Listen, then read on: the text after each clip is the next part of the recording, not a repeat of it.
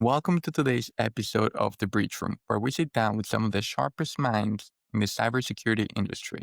This episode is powered by Outrame. At Outrame, we help cybersecurity firms break free from the old way of generating clients, attending endless networking events, conferences, and relying on referrals.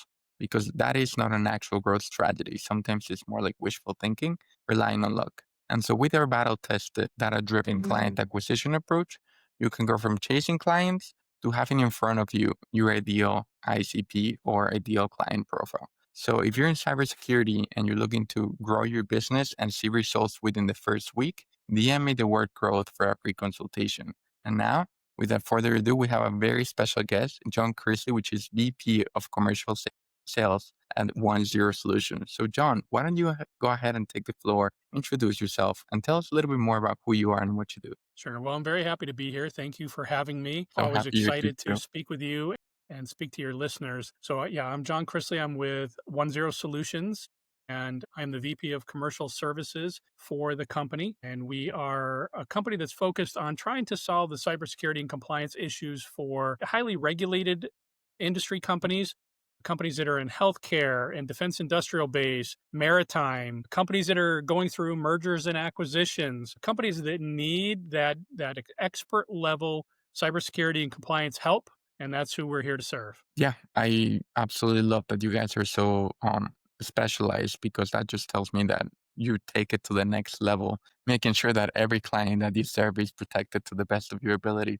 And so, what does your day to day look like, as the VP of Commercial Services at OneZero? Yeah, well, it's very interesting days I have here. I really enjoy what I'm doing. I come into a new practice, so the company is not new, but the commercial division of what we're spinning up is fairly new. It's only a few months old. The company's been around for many years, servicing government customers. So all the big name government customers you could think of is probably who we normally would serve.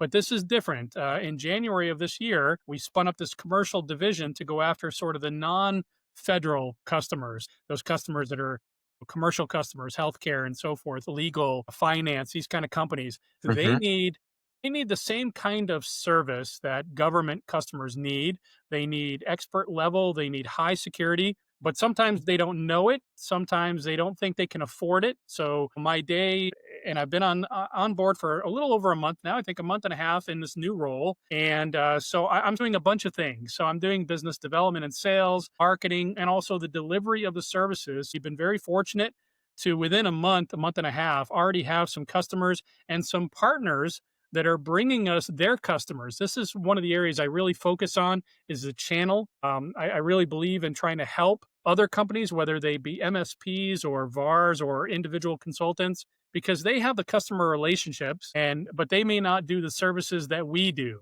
So my days are spent signing up new partners, signing up new product companies that can be products that I call it tools on my tool belt. I need to have all these tools, whether it be vulnerability scanning tools, penetration testing companies, GRC compliance companies. And I typically like to have two or three tools on the tool belt within any one category so that depending on the situation that I find myself involved in, where I can meet the price needs of the customer or the partner, because some tools and some services do cost more than others. And so I like to have a couple different tools so that I've got the choice as the delivery person. I can choose which tool I want to use on any given engagement. And I'm signing up tool vendors, I'm signing up partners, and then I'm actually delivering on projects. So I've been very fortunate, as I said, to have a couple projects. Next week, I'll actually be traveling to go do a tabletop exercise in person. Gone are the days of COVID where we couldn't go on site anymore and we had to do everything remote. So I'll be going on site in a certain state to do a cyber incident response tabletop, as well as sort of an executive level, more executive communication style tabletop. It's two in one day for the same customer. So I'll be doing tabletop exercises, and that was brought to us through a partner. And then I'm also involved in a NIST CSF gap assessment project for another customer where the customer, maybe they didn't know where they wanted to go, what they wanted to start with. I said, look, let's start with this NIST CSF. It's a really good framework to get started, get going. And at the end of it, if you follow the guidance, not only of NIST, but of my advisory services, You'll have a much more mature operation. You'll be more secure if you follow some of the guidance, and you'll be able to prove it if anybody asks. Yeah, no, I love that. And I feel like your role is actually super special because not only are you like on the delivery side, but really finding strategic partnerships and building relationship with those clients. And that's just going to escalate super quickly. So like a compounding effect. It does, absolutely. And what made OneZero Solutions end up going to the general market instead of just staying with contracts with the government? It's the natural progression. I only know a little bit of the story as to how it came to fruition, but I believe it's like any other company. You know, you don't want to have all your eggs in one basket. It could be the current climate, it could be political or government climate to make sure that we're able to survive and thrive and also grow. And any company. So I had my own MSP for 17 and a half years. And, you know, even in my business, I was like, okay, look, I'm doing really good in this area of the business, but I don't want to put all my eggs in that one basket. Maybe I need to diversify and have a couple fingers in other areas and be able to do different things. And I think that's exactly why we're doing what we're doing is the commercial market is underserved. Yes, there's a lot of vendors, there's a lot of providers, but there's also a lot of companies out there not listening to what people really need. And I like to put together offerings. You know, I call it sort of the menu. I have a standard menu of things we offer, but it doesn't necessarily mean you have to order the entire menu. You can order what you need and we can right size it to your environment. Whether I'm dealing with a 50-person company or a 500-person company, those items on the menu may look a little different, right? And I also work with companies every day where they've already got an IT shop and maybe they've got a CISO and they've got security stuff, but they just don't know how to grow and how to mature that. So I think OneZero said, look, we know how to mature a program. We have very deep expertise within our company. We're almost 200 people strong now as a company. We've got so much institutional knowledge and skill within our own ranks because we've had to service these government customers that had high security requirements and very strict requirements, everything from the initial bid all the way to the eventual delivery, that we can now parlay that and turn that into how can we turn that into that kind of federal focused rigor and bring that to the commercial market without a huge price tag at times. And so it seems to be working and resonating very well so far. You know, I feel like if you were able to serve the government, you're gonna be able to meet the and surpass clients' expectations in every other way. We hope so. That is what we're banking on. Absolutely. And so what type of businesses are you serving? You mentioned like healthcare, you mentioned like some, accountants or finance and lawyers, like how do you go about connecting with these people, finding these new clients? Yeah. Well, one of the big verticals for us is maritime. We've got a bunch of executives on our team, including my boss, my senior VP, former Coast Guard, commander level. And so we've got that. We've got naval. We've got all the branches of the military kind of covered, and we've got everybody from sort of the rank and file, which was me in the army, to the brass. That's what I call it, the brass, the executive level former military. And so with that comes a lot of expertise into those areas, a lot of contacts into those areas. So we sort of split our time, if you will, amongst our team, speaking at different events. So they could be maritime specific. And in the maritime world, they just had a new cybersecurity rule drop in July for them that they have to comply with and start working towards. I have a defense industrial base background myself and a healthcare background. That's really two of the biggest backgrounds that I bring to the table. So I've got conferences that I want to be in front of for those and expertise that I can try to, speak and collaborate in those groups. But also, I was a 3-time sitting CISO. One was at a private university in Florida. I was also head of IT security and HIPAA security officer for a healthcare entity, a very big one in Florida. And so, working in those worlds and moving in those groups, you get to meet a lot of people. You get to be invited to a lot of either CIO or CISO or just peer networking groups, everything from ISSA to InfraGard to ISACA, and the list goes on and on. So I've got a lot of contacts and I've built up my network over the years. I've been at this 30 years now in IT myself. So I built up these peer networks. And what I find is, from people that know you and follow you and trust you, it's a trust business. I say this on a lot of things when I speak and talk. What do I sell? I don't sell widgets. I don't sell vulnerability scans. I sell trust. I sell an outcome. I sell being able to be audit ready. And so, we're just like any other company. We have a sales and business development effort and marketing effort that we need to do to get the name out, to make sure people understand that we're here and that they can call upon us. But I also spent a lot of time. I was just at ChannelCon in Nashville a couple weeks ago, talking to all the MSPs that are there because they're the ones that have the customers and the contacts. And they might be handling their managed IT. So they might be doing their IT and their patching and their firewall and migrating to the cloud. But maybe they don't have an expert level CISO on staff to deliver a virtual CISO offering to those customers. But those customers, they need the same compliance as everybody else needs. And so that's how we find a lot of our customers and our partners. Yeah, and I love that because not only have you been in the industry for 30 years, but I'm pretty sure that, attending as a speaker will give you the authority to position yourself so that people actually now come to you instead of just chasing business left to right. Nothing is more exciting to me than when I'm on stage speaking and I get down off that stage at the end and you're sort of flooded. And luckily, and I'm blessed, it happens quite a bit. And it happens to my colleagues as well when they go to conferences and you're sort of flooded with people that would say, hey, I want to talk to you. I want to see how you can help either me or my customer. Here's my business card. Can I get yours? And For sure.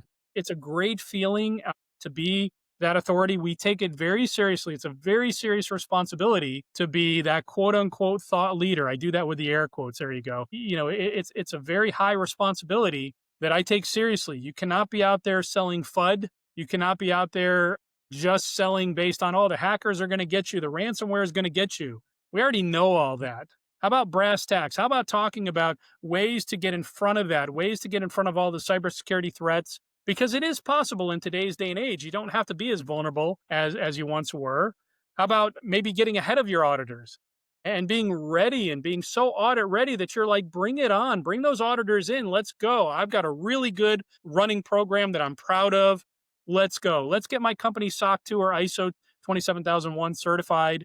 Let's get ready to go. And I love when customers can walk that journey because that's what I did in my career. So if I can show them how to do the same thing that I did and they can get to the finish line, whatever that means for them, and they can sleep better at night and they can walk away with a smile on their face, that's what we're in it for. Yeah, especially when you've been preparing for the audit prior to having an audit, I feel like it's going to be a world of difference. I think we mentioned on the first time we connected that some people want to go hire the auditor, and then find all of these vulnerabilities. But in reality, why not prepare yourself and then hire the auditor? Yeah, when I get engaged with a customer that says, look, I eventually want to be SOC 2 or ISO 27001 or CMMC level 2 or, take your pick. My first initial knee-jerk reaction is do not hire that auditor yet. I'll have an interview with the customer, and I'll talk about it a bit. But what I don't think I found a customer yet that was ready to go the minute I talk to them. And I say, look, that audit firm and that audit service is going to cost you 20, 30, 50, $60,000, whatever it is, depending on the framework and, what's involved and all that. Audits are expensive. So don't do that. Okay.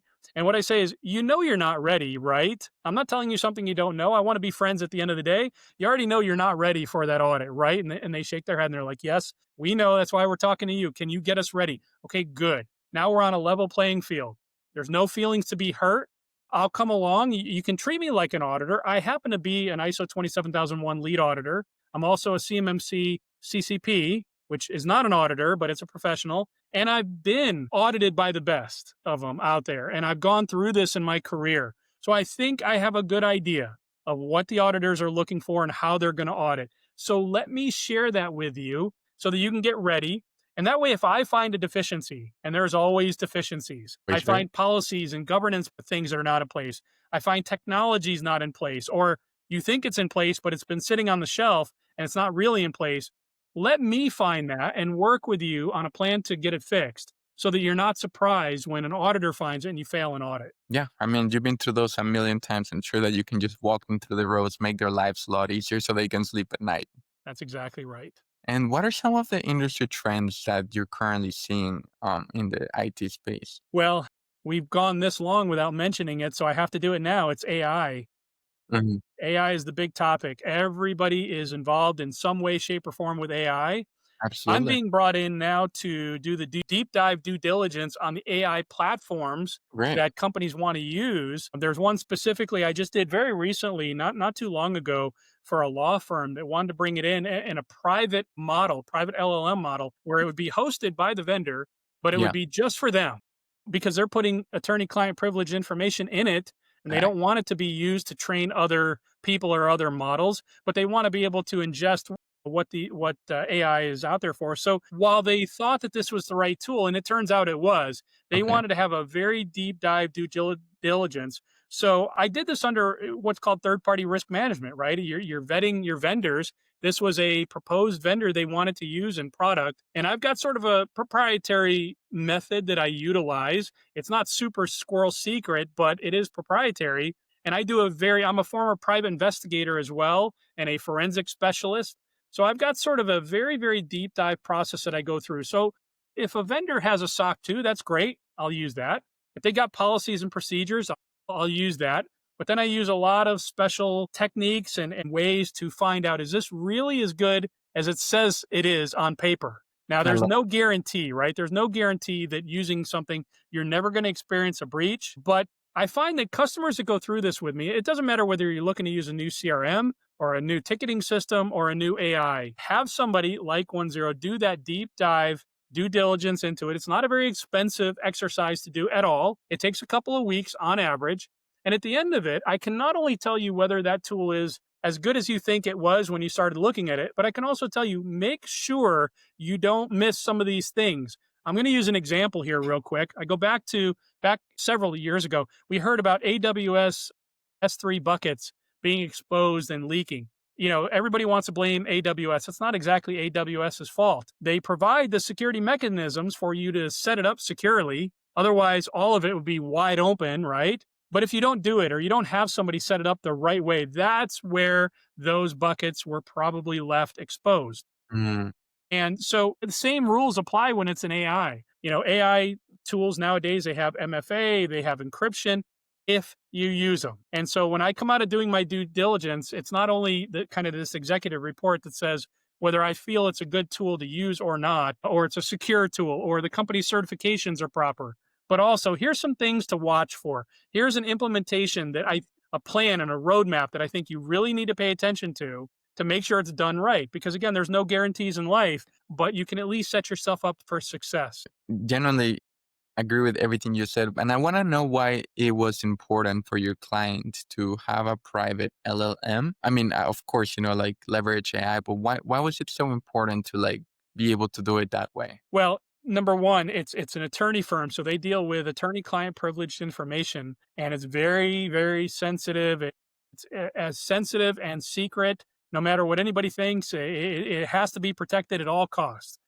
It needed to be so protected for this attorney firm that even other attorneys and other paralegals within the firm could not access certain cases. So role-based access control was huge. They said, look, not all attorneys can see all cases. So, look, if you're just using everybody nowadays, you open up and you're using your AI tool of choice. Well, what are you putting in that tool?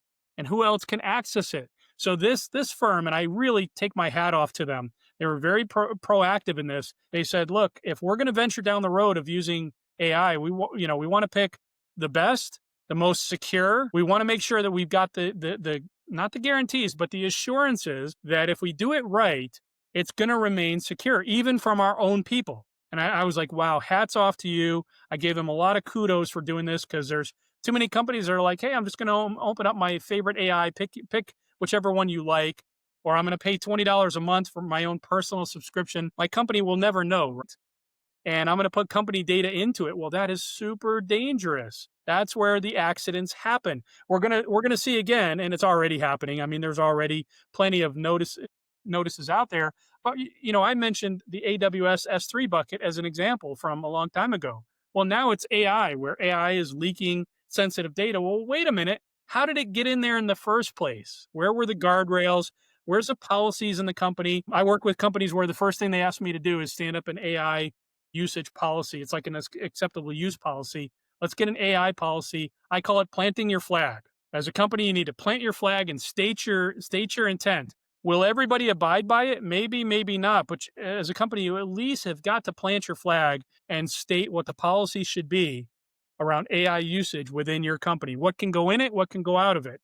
For example, you wouldn't go paste, sensitive customer information into Google, would you? Don't answer that, right? There's too many companies out there that they're like, wait a minute, we shouldn't do that. No. And what's your company policy on that? Yeah, I feel like having that outline nowadays is a must, right? Because a lot of employees might not be aware that if whatever they put in, if it's not a private LLM, it's going to be out there. And that's where the leaks and accidents happen, like you said before. And what are some of the AI tools that you have actually been able to incorporate into OneZero Solutions? And what was the purpose of leveraging AI? So here at the company, we're a Microsoft consumer, if you will, and shop. We're very big on the Microsoft tools, and there's a lot of reasons. When you fully subscribe into the Microsoft ecosystem, and some companies will hear this and they'll be like, "No, no, no, we don't use Microsoft." Okay, I get it.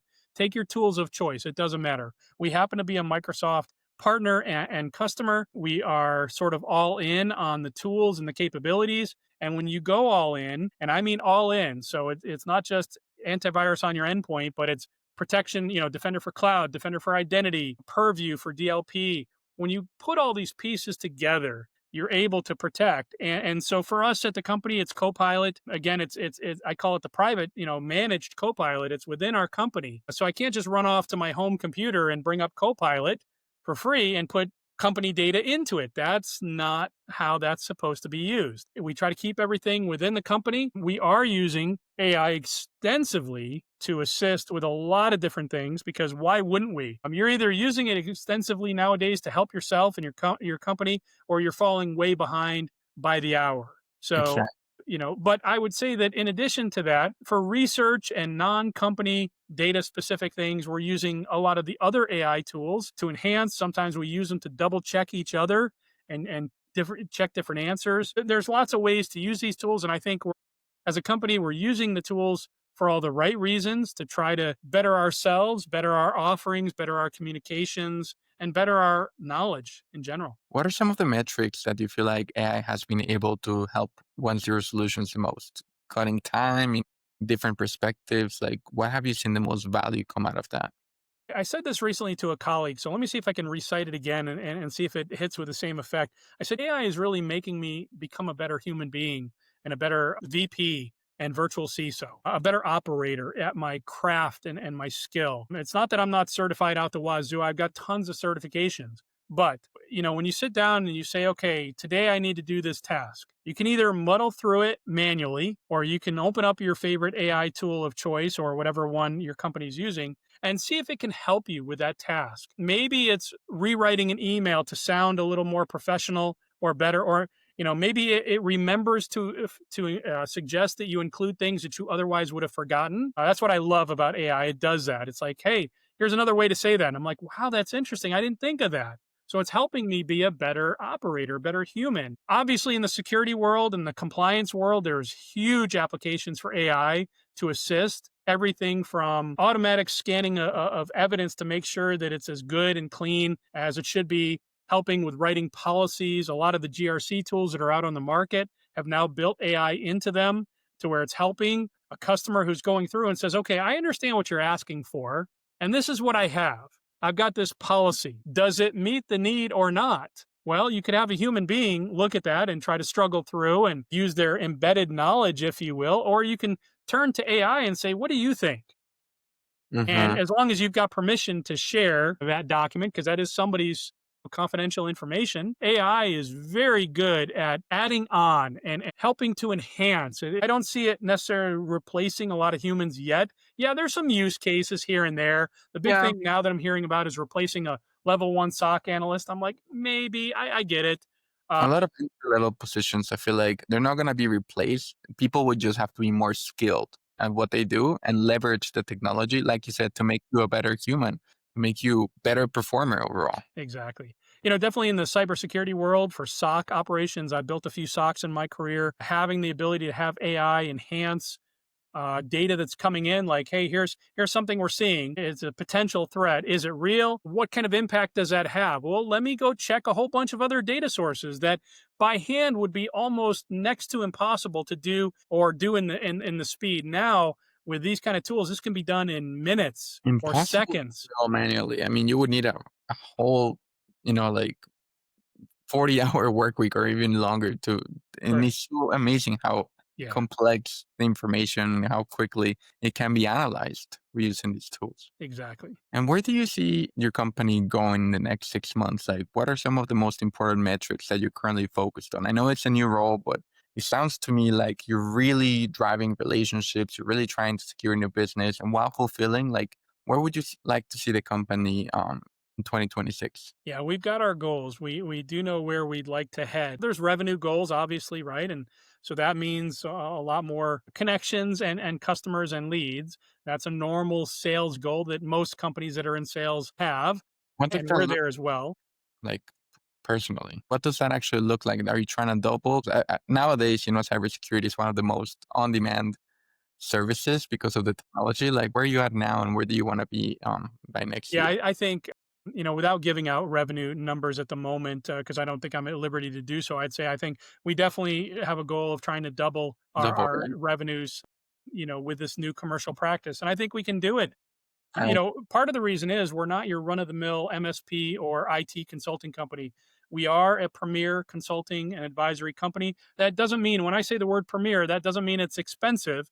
It doesn't have to be expensive. It just has to be right fit and get to the point and get the job done and get the customer the outcome that they need. And that's where the premier comes in. We do want to be different. We want to showcase our abilities. We've got a very deep bench and expertise. We want to showcase that and really show it off. We're not just your typical consulting firm. We get to design our programs the way we want to design them for our customers by listening to what it is they need the most and then making sure they get exactly what it is they're asking for. And so do our partners. I think that our partner ecosystem will continue. It's already grown beyond my wildest imagination in a month and a half. It will only continue to grow and expand because there's a lot of partners out there that don't do what we do and don't want to do what we do, but they want to expand their own sales, right? So they get to make money off of it by offering it to their customers through a very good and honest and true partnership with us. So we have some ideas on some of the products and services that we're bringing forward.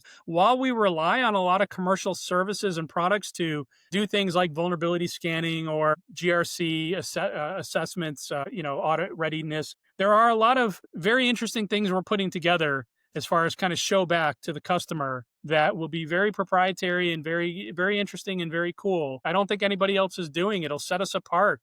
And because we've got that mindset, like we know what good looks like, we know what we want. And if we can't find a product out there that surfaces this the way we want, we will just build it. I love that. Wow. What are some of the steps that you're currently taking in order for you to actually double your revenue in the next few years to come? Right now, we've been laser focused on the remainder of 2025 because we just kind of got started and really got the traction. And there's only a few months, left in the year. But for 2025, our plan is to increase the number of partners we have because we find that's almost, I don't want to say it's an easy way to get in front of customers, but the other way is hard. You actually have to find customers that have a need and want that. They're doing strategic partnerships. They've already got the customers. And so, our goal for the end of the year is to sign up some very strategic partners. That's why we're out there talking to at the different conferences we're at, but also to really cement our brand and our delivery in these verticals. So it's maritime, it's healthcare, it's legal, it's M&A. Those are really the real big focus for us, The and com- see how we do to make sure that those customers and those partners in those verticals know that we're here, that we've got the services and the tools that they need to either be more cyber secure, be more audit ready, and to just help customers grow and to take a lot of that heavy burden, that heavy lift off of their shoulders. Now, sometimes it also means getting ingrained in our customers' budget cycles. So I have a few customers right now I'm working with. They said, "Hey, We didn't budget for this right now in 2025. That's okay. Let me give you a roadmap, a proposal that you can use in your budget cycle. It doesn't have to happen now. Some customers are like, I need it right now. Okay, and they'll find the budget. Other customers are like, no, let's put this in the budget for 2026. That's okay. If you can afford to wait that long and you need that for your budget cycle, again, I'm a former CIO for a city government. I know if I didn't have the budget, I didn't have the budget. I couldn't make it up out of thin air. But Yeah. I could put stuff in my next budget request. And so we're helping companies do that so that we're there. We're the call that they're going to make when they get their budget approved. They pick up the phone, they call us, and then we can help them. Yeah, no, definitely. That's especially important in cybersecurity because, like you said, I mean, I like your approach because you're very strategic and based on their budget, you can find the right partner to be able to fulfill that at the same time. But definitely something to always keep in mind when dealing with enterprises. What would you say is working really well for you, and what has been like a little frustrating in this new role? I don't have a lot of frustrations, so I won't talk about any frustrations because they're not really frustrations. It's growing a new practice. It's almost like growing a brand new business, and I've done this a couple times in my career. Anytime you start up a new offering or a new practice or a new business, you've got growing pains. You've got needs around sales and marketing, right? When you're only a couple of guys trying to go out there and start a new practice within a new company, there's a lot that needs to be done by a small amount of people. I find it just very rewarding. Every day is a new challenge. I'm working on something new every day, whether I'm developing marketing collateral to put out there, like actual print or email or web landing pages. That is something I do certain days. Other days, I'm doing presentations. I'm speaking to customers or partners. I'm signing up partners. Those partner agreements had to be created, the mutual NDAs, and then you get to a customer says, okay, look, I've got a customer. I call it, kind of on the hook. I got a customer. They need something. Well, we have to write the statement of work and that has to be developed and put together. I really enjoy this because it's really about the whole life cycle of a business from conceptual to figuring out what we're going to sell and how we're going to sell it to going to market it and then actually sell it and have it sign deals to working it in HubSpot, if you will, in your CRM to making sure everything is just so for reporting to then actually delivering the actual thing you said you were going to try to go sell. To me, I love delivering. At some point, we will have more sales and marketing assistance, and that'll take the load off of me so that I can focus on delivering. I love delivering because I love making the customer happy, learning about their operation and their business and their people and working with them. Really, and I know it sounds a little cliche, but really becoming that partner with them. We end up being an extension of their business and they rely on us for a lot of things. So I take that very seriously. I want to make sure they're very happy that I represent OneZero. I represent any partner that brought us in, but I represent the customer because usually it's a CIO or a CISO or a director who's brought us in and they put their trust in us. And I don't want to let them down. I want to make sure that they look good, that they've spent the money very wisely. And that's really super important to me. I think that's super valuable. You're not just another firm out there. You truly become a partner and essential to them, like being secure and like not failing them. Like that is such a beautiful way of doing business because it's truly relational, It like you is. said, they're trusting you with their security. So Yes. if you had a magic wand to solve one problem that is like slowing you down, perhaps, what problem would you make go away? Yeah, I'm not sure if it's really slowing me down right now, but one of the problems I have, it's an industry problem, is we got a lot of tools in our industry. Everything Mm, from cybersecurity tools, patch management tools, antivirus and EDR, vulnerability scanners. Heck, there's even automated pen testing tools out there. I know a couple of really, really good ones that I've used, and it's great. GRC, I think I already said that. Audit, platforms and tools. So, if you look at it, the average CISO or CIO probably has a couple of dozen tools that they operate within. So they go here for their vulnerability scanning, then they go here to patch, then they go here for this. And they probably have password managers in place to manage the passwords to all these applications and portals that they have to go to. And the problem that I see in our industry is that there's not just one place that's kind of bringing it all together in one place. Now, there are mm. some very good vCISO platforms and GRC portals that are trying their best to bring some of these together. But sometimes what I'm seeing is even they are limited to the tools that they've integrated with. You got to remember, back before I do say this, having been an old school developer, back before AI and vibe coding, which is my new favorite thing to do, by the way. Back when, it took a lot to integrate to a product. So if I took a vulnerability scanner and somebody said to me, hey, I want you to integrate to that API and bring that data in, that would take a while. So imagine doing that for 100 systems or 500 systems. And that's what I'm seeing in our industry is while there are some good CISO and GRC portals and things,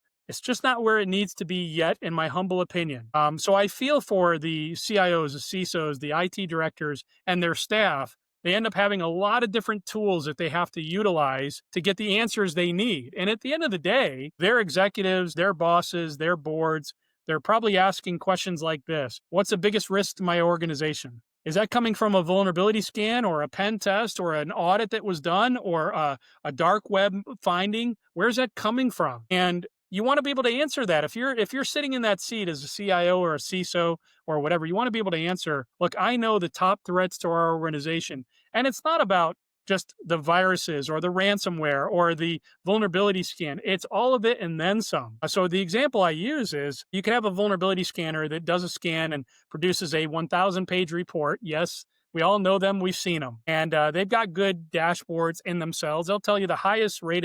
Here's your most critical, CVSS score based risk. Okay, great. But that's one siloed view. That's a vulnerability scanner looking at that. That means something to some people within a company, usually the technical folks. But the executives might be saying, wait a minute. I don't want to hear about the vulnerability in our database. It's behind a firewall anyway, right? Maybe they're talking about the human risk. Maybe who didn't take their security awareness training for the last couple months and who keeps failing the phishing testing over and over and over.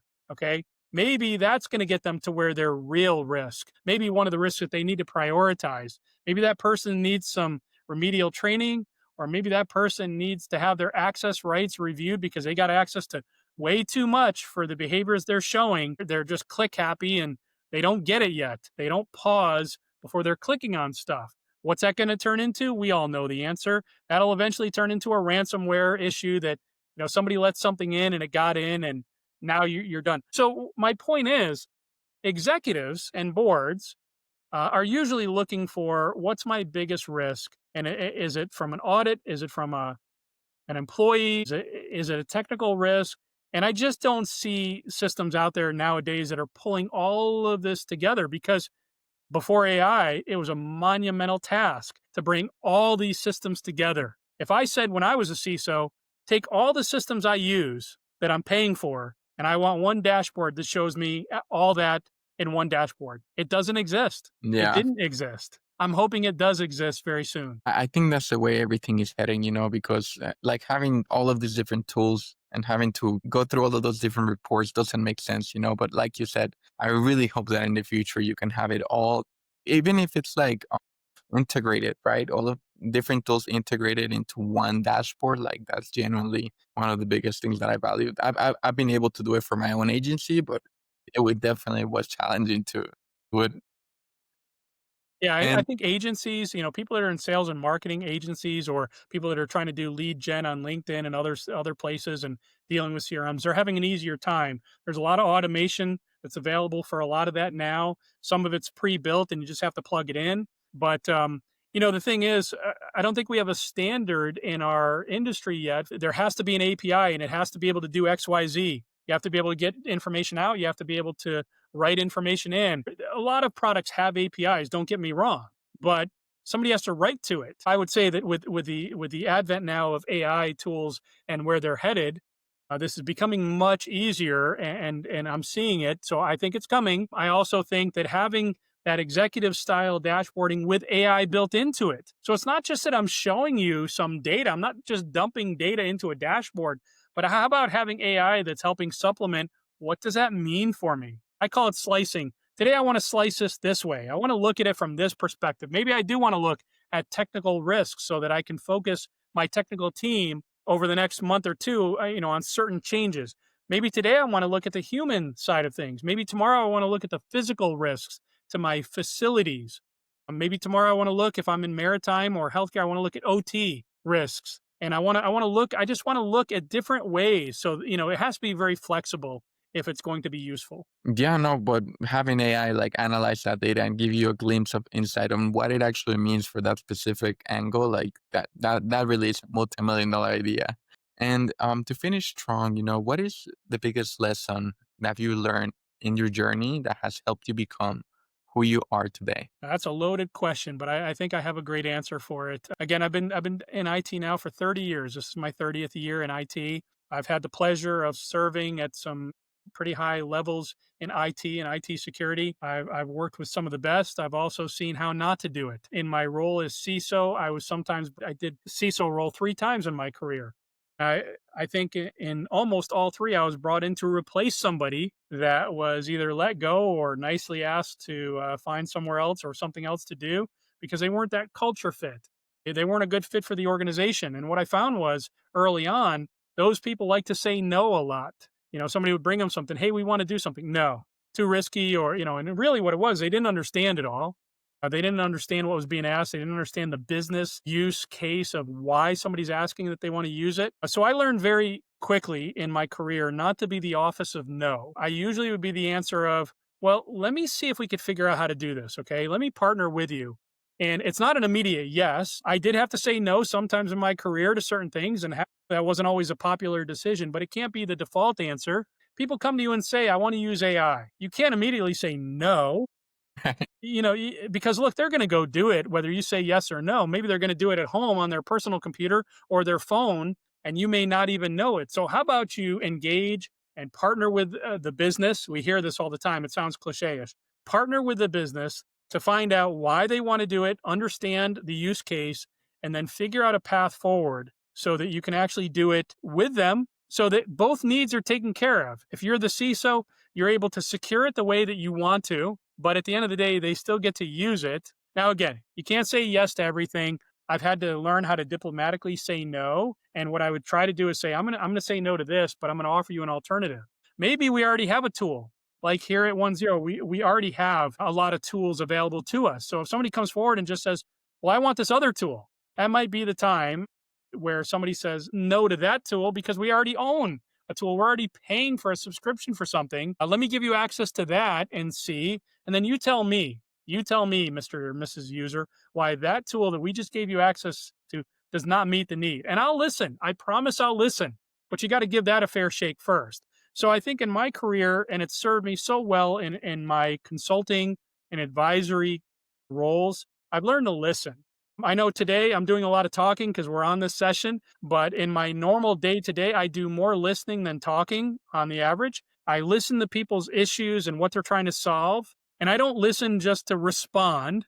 I listen to then go back and digest what I heard and try to come up with a plan of action. And it usually works. For those that are listening, it usually works because people, they like to be heard. They like for their problems to, you're almost like a therapist at times in these roles where they're telling you their problems, they're telling you their issues, and you get to go back and come up with a great solution that you think is going to solve exactly what it is that they have an issue with. And you know what? If you've listened close enough and taken the right notes and you've got the right head on your shoulders where you want to help them, you don't want to just say no or be a problem in their side. You want to be a partner. Typically, they're going to come to you first. And that's actually how I've sort of measured my success in my career, especially later in my career, is am I getting invited to the meetings? Are people inviting me to come in and talk about the problem and come up with a solution?